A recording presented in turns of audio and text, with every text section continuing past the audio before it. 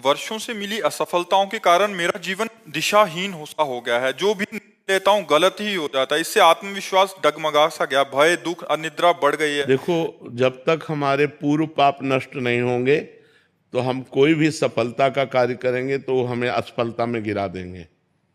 हम बहुत सकारात्मक सोच रखना चाहेंगे, हमें नेगेटिव सोच में पहुंचा देंगे। यह है पाप का परिणाम। और पाप को नष्ट किए बिना हम सुखी नहीं हो सकते। इसलिए पाप नष्ट करने के लिए और भी उपाय हैं, जैसे तीर्थ याटन है, गंगा स्नान है, और भी है। लेकिन सही सटीक पाप की जड़ का नाश कर दे नाम है। नाम संकीर्तनम यस्य सर्व पाप प्रणाशनम। आधा घंटा नाम कीर्तन करो जोर जोर से, और चलते फिरते नाम जप करो, देखो सब पॉजिटिव हो जाएगा। आधा घंटा कोई नाम कीर्तन करो, जो नाम प्रिय हो आपको, हरे कृष्ण श्री राम जय जय, जो भी राधा राधा राधा, खूब जोर जोर से भगवान नाम कीर्तन करो और चलते फिरते नाम जप करो। फिर देख लो आप उसका परिणाम, फिर आप खुद अनुभव करें। लेकिन लंबे समय तक 2-4 दिन किया और फिर पाप कर लिया, फिर 2-4 दिन किया पाप किया, वो बात नहीं है। पाप आचरण रोक करके लंबे समय तक करो तो तुम्हारे पाप नष्ट हो जाएंगे, सफलता हाथ लग जाएगी। सबको सफलता क्यों नहीं प्राप्त होती, सबको सुख प्राप्त क्यों नहीं होता, लेकिन सब लोग सुख के लिए ही कार्य करते और दुख क्यों प्राप्त होता है? उसका कारण पाप है। हम पाप कर्म वर्तमान में भी करते हैं, और जो भूत में पाप कर्म किए हैं वो परिणाम में आ रहे हैं। इसलिए हम असफल हो रहे हैं, दुखी हो रहे हैं, चिंतित हो रहे हैं। नाम जप करो, बहुत आनंद प्राप्त होगा, बहुत आनंद। हम कह रहे हैं लोक परलोक के सब सुख आपको प्राप्त हो जाएंगे। आप डट के नाम जप तो करो। जैसे लोग कहते हैं कि नाम जप करने से क्या खाना मिल जाएगा, तुम खाना की बात क्या करते हो? अगर भगवान का नाम जप करो तो लोक परलोक सब जगह सुख प्राप्त होता है। जहां पाप नष्ट हुए तो सुख ही सुख घेर लेता है। और अगर भाई पाप कर्म करोगे तो पुण्य के प्रताप से ये मिल जरूर सकता है, लेकिन तुम्हारा नाश हो जाएगा। अंत में तुम्हारा नाश हो जाएगा, अंत में तुम जीरो पे होगे, कुछ तुम्हारे पास नहीं होगा। अगर नाम जप कर रहे हो, आज दुखी हो, चिंता मत करो, कल सुखी हो जाओ। हमको भोजन तक नहीं मिले 8-8 दिन, जो आज हम आपको प्रमाण दे रहे हैं कि हम गाड़ी पे चल रहे हैं, तो कल हमको भोजन नहीं मिला। सर्दी में ओढ़ने के लिए कंबल नहीं था, बोरा ओढ़ते थे, टाट टाट समझते हैं ना, जिसमें गेहूं का आटा भरा जाता है, वो बोरा ओढ़कर सर्दी पार करते थे। और आज हम तो आपको क्या बताएं, जब आप समझ लो यही है तो क्या व्यवस्था नहीं होगी?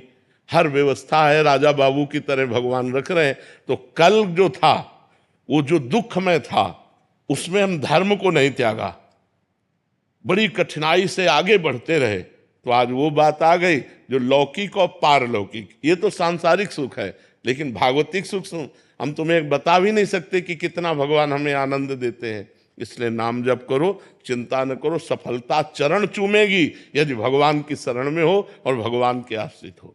महाराज जी, निरंतर प्रयासों के बाद भी जब असफलता मिलती रहे तो स्वयं को भाई मोटिवेट क्या और प्रयास सकारात्मक। करते हो? लौकिक ही प्रयास तो करते हो ना, अपने पूर्व पाप के नष्ट करने का प्रयास तो नहीं करते। कि आप कोई अनुष्ठान कर रहे हैं, आप भजन कर रहे हैं, आप परोपकार कर रहे हैं, आप तीर्थयाटन कर रहे हैं पवित्र भाव से, ये तो सब कुछ है नहीं। तो पूर्व में जो पाप कर्म किया है, अब जो आप सफलता के लिए प्रयास करते हैं वो आपको असफल कर देता है, गिरा देता है।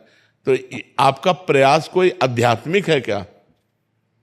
तो फिर बिना आध्यात्मिक प्रयास के आप कैसे विजय प्राप्त कर सकते हैं? जो हमने पूर्व में पाप किए हैं, गलतियां की हैं, वो हमको दुख देंगे ना। हम पढ़ लिख करके अच्छा बनना चाहते हो, हमको गिरा देंगे। हमारे पास सर्टिफिकेट लेकिन नौकरी नहीं मिलेगी, व्यापार में पैसा लगाते हैं लेकिन सफलता नहीं मिलती है, तो वो हमको दुख देगा ना पाप कर्म। तो उस पाप कर्म को नष्ट करने के लिए हम क्या प्रयास करते हैं, विचार कीजिए। कोई प्रयास नहीं करते ना, तो उसके लिए प्रयास करो। हम कह रहे हैं कुछ मत करो, राधा राधा राधा राधा राधा नाम जपना शुरू करो। काउंटर लो और गिनती से 50,000 रोज नाम जप करो।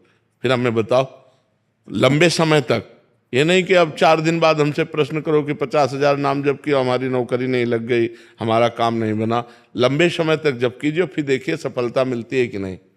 कुछ जने बिना प्रयास के भी महाराज जी, क्या उनका पूर्व का प्रारंभ? पूर्व का पुण्य, पूर्व का पुण्य है कि उनका प्रयास कोई ज्यादा प्रशंसनीय नहीं है, पर वो सफलता प्रशंसनीय प्राप्त कर रहे हैं, ये पूर्व का पुण्य है। ऐसा भी देखा जाता है कि वो बिना उसमें योग्यता भी नहीं है फिर भी। बिल्कुल, हाँ, योग्यता भी नहीं, प्रयास भी नहीं, सफलता अधिक है, ये पूर्व का पुण्य उनका काम कर रहा है। योग्यता है, प्रयास भी है, लेकिन सफलता नहीं, ये पूर्व का पाप उसको गिरा रहा है। क्रम होता है, जब पुण्य लगेगा तो आप पाप कर्म करो तो भी उन्नति होती चली जाएगी, और जब पुण्य का संयोग आएगा, जैसे पाप का लगा संयोग, तो अब आप चाहे जितना पुण्य करो, आप चाहे जितना धर्म करो, वो आपको दुखाई देता चला जाएगा। और पुण्य का संयोग है तो आप पाप कर्म करो तो भी आपको सुख मिलता चला जाएगा। लेकिन जब ये पुण्य खत्म होगा और पूर्व का पाप और वर्तमान का पाप मिलेगा तो आपको कष्ट दे देगा।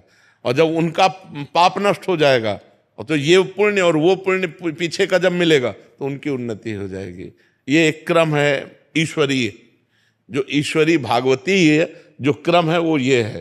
तो इसलिए नाम जप करो और अपने पापों को भस्म करके आगे बढ़ो, नाम जप करो, ठीक है। प्रतिकूलताओं और हतोत्साहित जब हो जाता हूँ, ऐसी स्थिति आती है, तो ऐसे समय में अपने को खुद को कैसे फोकस रखूं और प्रोत्साहित रखूं कि मतलब आगे का मार्ग प्रशस्त हो। जब हम भगवान से चित्त जोड़ देते हैं तो इस प्रश्न का उत्तर अपने आप मिल जाता है, ऐसा बल मिल जाता है कि हम उनको सह सकते हैं। क्योंकि हम भगवान से जब चित्त जोड़े हैं ना तो हमारा मन आनंदित रहता है। अगर मन आनंदित है तो हम विपत्तियों को रौंदते हुए निकल जाएंगे, अगर हमारा मन आनंदित नहीं है तो फिर हम गिर जाएंगे। और मन आनंदित होगा जब भगवान से जुड़ें। तो हम वही बात आपको सिखाना चाहते हैं कि भगवान से जुड़ो, गंदा आचरण मत करो, पाप मत करो, मांस मदिरा का सेवन मत करो, फिर देखो तुम्हारा चित्त कितना आनंदित रहता है। कोई व्यसन ना हो और कोई पाप ना हो और थोड़ा भी भजन होगा तो आपका हृदय आनंदित रहेगा। आप पक्का समझो, भगवदा आनंद से ही हम इन विपत्तियों से लड़ सकते हैं, नहीं तो ऐसे ऐसी विपत्तियां पूछो मत। ये माया इतनी विचित्र है, पूछो मत। भोजन की थाली सामने आई और ढलंग गए, कवल नहीं खा पाए, आराम से टहलते जा रहे, पीछे से टक्कर लगा, मर गए। हमारा कब शरीर छूट जाए, हमारा कब क्या घटना हो जाए, इस संसार में कहा नहीं जा सकता। इसलिए मालिक से जुड़े रहो। तो हम विपत्तियों पर तभी हावी हो सकते हैं, भारी पड़ सकते हैं, जब भगवान से जुड़े। नहीं, विपत्तियां हम पर भारी पड़ जाएंगी और हमको गिरा देंगी। आदमी जब निर्णय नहीं कर पाता ना विपत्तियों में, तो सुसाइड जो कर लेते हैं ना, वो यही, वो विपत्तियों से निकलने का रास्ता सुसाइड सोच लेते हैं, जबकि भारी विपत्ति में फंसा देने वाला है। प्रेत योनि मिलती है करने वाले को। तो हमारे ऊपर विपत्तियां भारी ना पड़े, इसलिए भगवान का नाम जप करें, भगवान से चित्त जोड़ें और ये विश्वास करें कि आज दुख आया है तो हट जाएगा, कल हमारे सामने सुख भी आएगा। ऐसा नहीं है जैसे दिन आया है तो रात आएगी, हम तैयारी रखें। अगर रात आ गई है तो परेशान ना हो, दिन आने वाला है। दुख आया है तो सुख आएगा, सुख आया है तो दुख आएगा। ये क्रम चल रहा है, मनुष्य जीवन का क्रम है। हमको तैयार रहना चाहिए। जैसे हम रात्रि के लिए बिजली गई तो हम इन्वेटर की व्यवस्था करते हैं, जनरेटर की व्यवस्था करते हैं कि हम अंधेरे से व्याकुल ना हो। ऐसे ही दुख आने वाला है, हम नाम जप करें, दान पुण्य करें, तीर्थ स्नान करें, तीर्थ याटन करें, जिससे हमारे पास पुण्य हो और मैं उस पुण्य बल से विपत्ति को पार कर जाऊं।